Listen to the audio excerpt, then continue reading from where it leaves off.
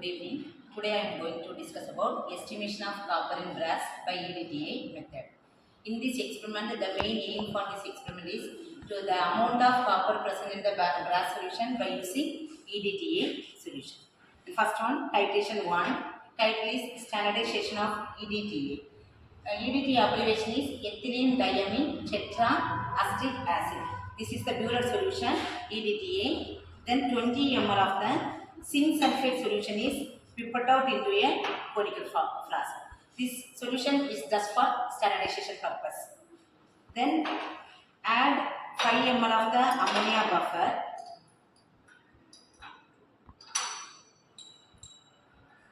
Ammonia is easily evaporated. Then EBT indicator is added. So the solution color is wine red color. This wine red color solution is titrated against EDTA solution. The wine red turns to steel blue. This is our endpoint for the titration 1. So wine red color changes into steel blue. So just note the readings. This is the standardization process. Then again go for second titration. Second titration is the estimation of copper in brass solution.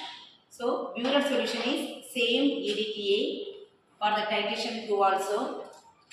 So again Buehler is filled with EDTA. In this titration we are using brass solution.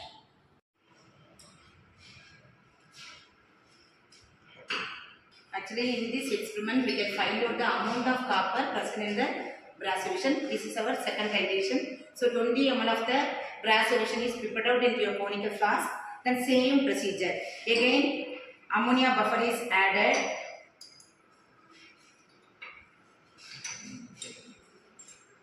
Indicator is FSB. FSB means fast sulfone black. So the solution color turns to purple. This purple color solution is titrated against EDTA. The endpoint is green color, appearance of green color. Okay, this is our endpoint for the titration 2.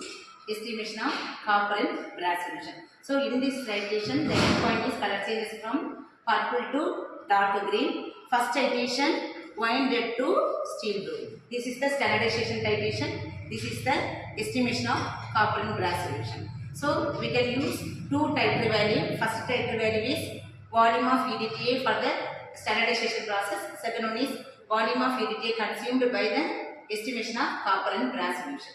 Then by using volumetric law, that means V1 N1 equal to V2 N2. From using this formula, we can find out the normality of EDTA from the titration 1.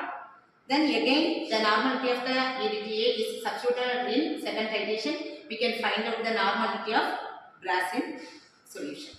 Okay, from the normality of the brass, we can find out the amount of the copper by using the equivalent mass or molecular mass of copper or atomic mass of copper into strength of brass in solution.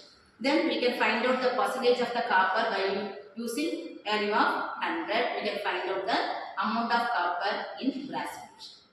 Actually in this titration we are using two different indicators. Okay, in this first titration we are using idiochrome black tea indicator. This is the metal ion indicator. In this indicator is used for the standardization process. So using this indicator we can get the steel blue color. Then second titration we are using FSB. FSB means fast sulfone black. This indicator is combined with brass solution to the estimation of copper in brass solution. So FSB, that means fast sulfone black, is also a metal ion indicator. So in this titration we are using two metal ion indicators. That metal ion indicators is used to measure the amount of the metal present in the brass solution. First, what is meant by brass? Brass is an alloy of copper. Okay, so from the alloy we can measure the particular metal only. That means copper, we can find out the amount of copper. What's the molecular mass of copper? 63.54. This is the molecular mass of copper. So finally we can find out the amount by using the strength of the copper and molecular mass of the copper. So 0.0089, this is the strength of the copper in brass. Then multiplied with 63.54, you can get 452 something. So in this 452, you can convert the percentage of the copper. So automatically we can get the 45.2 percentage of copper in brass solution.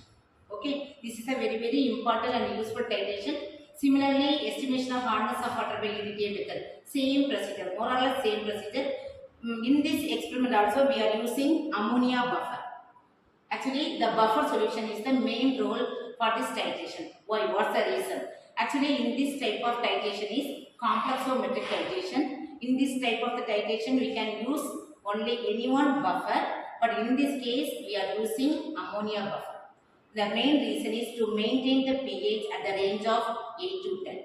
Because this titration is possible only at this pH, 8 to 10. So, we are using ammonia buffer. Similarly, acetate buffer, borax buffer also available, but acetate buffer is used for maintain the pH at the range of 3 to 5. But in the case of the basic buffer, ammonia buffer is the basic buffer, so we are maintain the pH at the range of 8 to 10. This pH only, this type of reaction is possible because this is the complexometric titration. First titration, EDTA, this is a steel blue color, aerochrome black indicator. So in the first titration, EDTA plus EBT complex is formed. Second titration, EDTA plus FSBF, fast sulfone black tea. Okay, so EDTA FSB complex is formed. So two types of complex is formed in this type of the categories. Okay, thank you.